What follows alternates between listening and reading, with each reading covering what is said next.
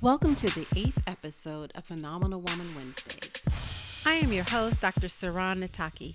Thank you for joining. Welcome to Power 365 Phenomenal Woman Wednesdays. This podcast will address issues ranging from what is a phenomenal woman? Are you enough? Community service, paying it forward, the manifestation of dreams with words and action, the power in being a woman, the men who support phenomenal women, fashion, and much more. Stay tuned. Hello, welcome back. Thank you for tuning in to Phenomenal Woman Wednesdays. I initially had another episode planned for you, but in light of the tragic news of Kate Spade's um, suicide, I thought it most befitting to address this issue. Kate Spade was found in her home on Tuesday morning, death by hanging. And so it has been reported that she was very depressed and had been depressed over the recent years, and even had a fear of seeking treatment just based upon public backlash and fear of stigma associated with being tied to a mental illness. And so I wanted to talk to you all today about just that topic, mental illness, the stigma attached to seeking treatment, and even when it comes to familial support and really having a very clear understanding of what mental illness is. I shared with you all, during the first episode, that my mother is schizophrenic. She was diagnosed as schizophrenic in her early 20s, and so I have grown up with a very front row seat into mental illness and all of the challenges, I guess I should say, with seeking treatment, maintaining treatment, compliance with medications, the family dynamics, and all that goes into keeping a person well, and having them even acknowledge their illness, and even the individual having to really come to terms with the recognizing the need for help. And so the first thing I'd like to talk about is when there is a need for help.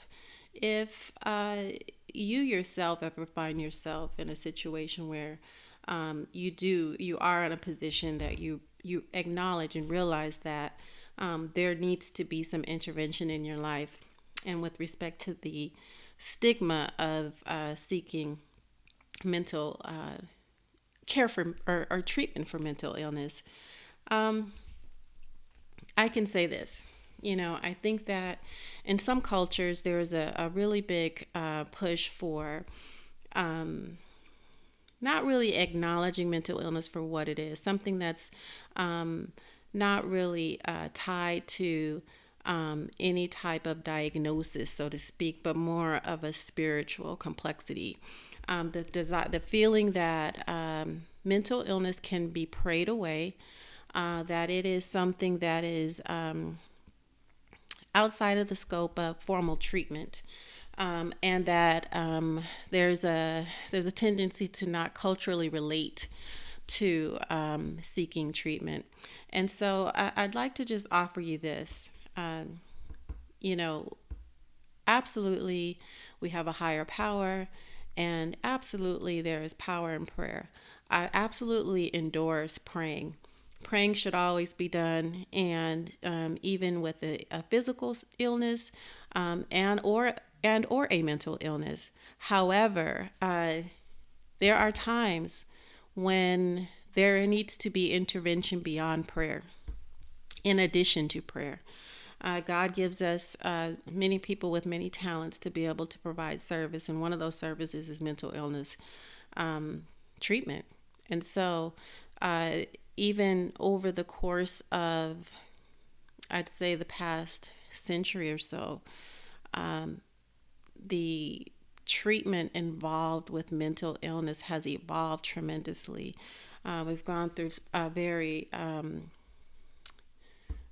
rustic approach to treating the mentally ill, to where they're just shunned away and locked away, in the earlier part of the 1900s, to now really having a more clear understanding of the chemical imbalances that might take place, what needs to be replaced in an individual that has these imbalances, and oftentimes just by seeking treatment and receiving medication, that can be a very huge life-changing event for someone who can go from being non-functional to being very, very functional.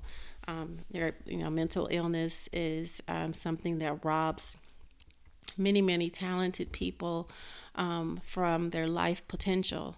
And so it's imperative to really knock down the stigma attached with seeking care, and tying the stigma to people who are really in need and really have to seek that intervention.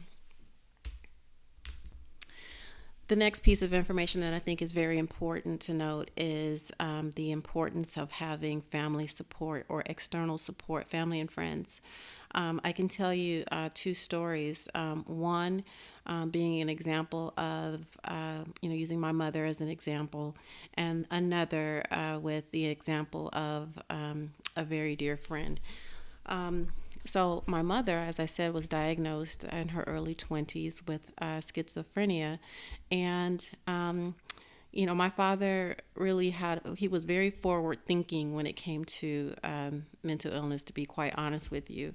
I think that most people who are, initially hit with mental illness really don't know what they're looking at, or really, really struggle with, how to manage helping someone who is struggling with mental illness, and even the struggle with helping them realize that they really need help. And so for him, he was really forward thinking and seeking out the resources that she needed to really get herself in a position where she could be stable and functional in their marriage, and as well as being functional as a mother. I think that her family really had a hard time accepting that she was truly mentally ill. My mother was the youngest of 7 children. And so, there was, I think, quite a bit of time before there was a true acknowledgement. I mean, and when I say quite a bit of time, I don't mean like a year or two. I mean like 10 years before the family really truly acknowledged that there was really an issue that really did require intervention and treatment.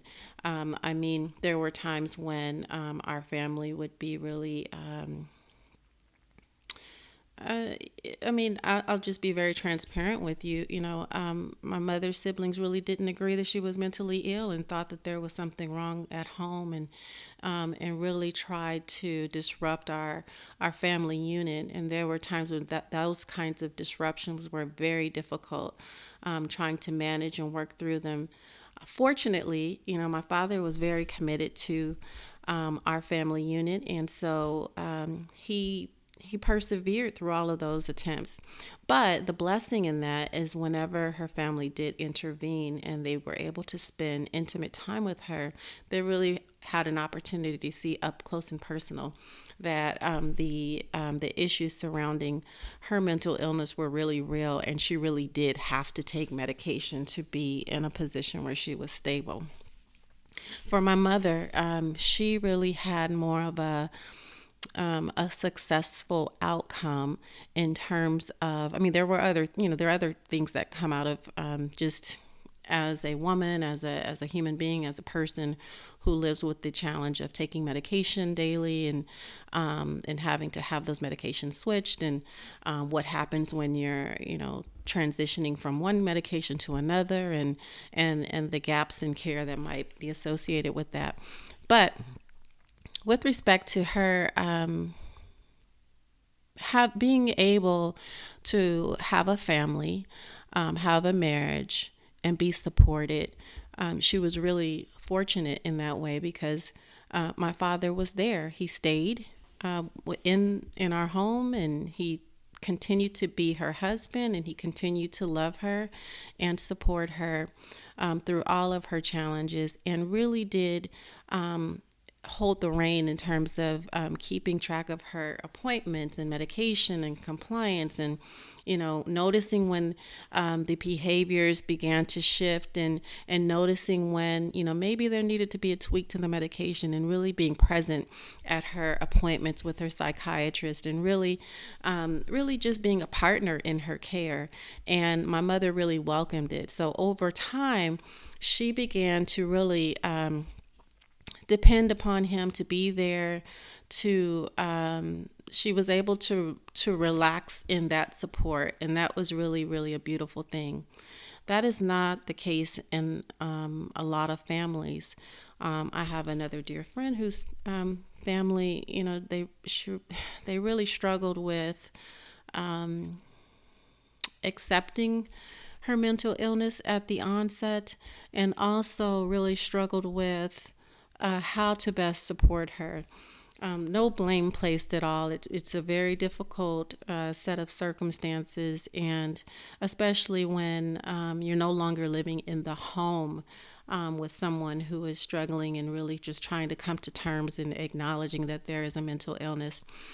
Unfortunately, for my dear friend, she did not have the benefit of having that same level of support that my mother experienced with my father. And sadly, her life ended, and she was discovered alone in her apartment, deceased. And so, and I miss her dearly. I still think about her very often. And it's just a reminder of what can happen when that level of understanding really isn't there. Even if you do understand, there's always that risk. She went on to, after her diagnosis and just really trying to come to terms with stabilizing herself, highly intelligent. She lost custody of her daughter, and I think from that point really struggled with trying to maintain her person, and oftentimes doing that alone. And that in itself is very tragic. But I think a lot of those difficulties again come with the stigma that's attached to needing medication. And I always equate it to this. I use this analogy. If you're diagnosed with diabetes, and you are told that, or a person is told that they are insulin dependent, then they need to take the insulin in order to promote their life, right? So they need to take the insulin. If a person is hypertensive and has really put made life changes that are really they've done all that they can do in terms of taking control over their overall health, and they still are hypertensive and need medication, then they need the medication. The same is true for mental illness. If a person has a mental imbalance, and they're doing all that they can do to really maintain their overall mental wellness and balance, then maybe they need medication, and there's nothing wrong with that. There's nothing wrong with that. There's nothing that person requested or asked for. It doesn't make them a bad person. It just makes them human. And to be quite honest, mental illness is very common. And so it's really important that we give ourselves a break, and we break down we tear down the stigma associated with mental illness and seeking treatment, because all that we're doing is perpetuating an environment that's unsafe. It's unsafe for our mothers, our brothers, our sisters, our children, our cousins, our aunties, our uncles. It's unsafe. If they don't feel comfortable and safe to acknowledge that there's a problem and seek treatment openly, then we're really putting them all at risk. And it's really our responsibility to really change the face of mental illness and acknowledge that, the mentally ill just look just like you and I. And so, with that said, that really is the message that I want to put out on this Wednesday in honor of our fashion icon, Kate Spade. Take care, and we'll chat next week. Thank you for tuning in to Power 365 Phenomenal Woman Wednesdays. I believe that every woman gifts the universe with her own strengths and unique characteristics. Simply because she is born, the universe benefits. Every woman is growing, learning, and evolving. On this channel, only positive seeds are sown, no matter how flawed the soil. Take care and have a phenomenal Wednesday.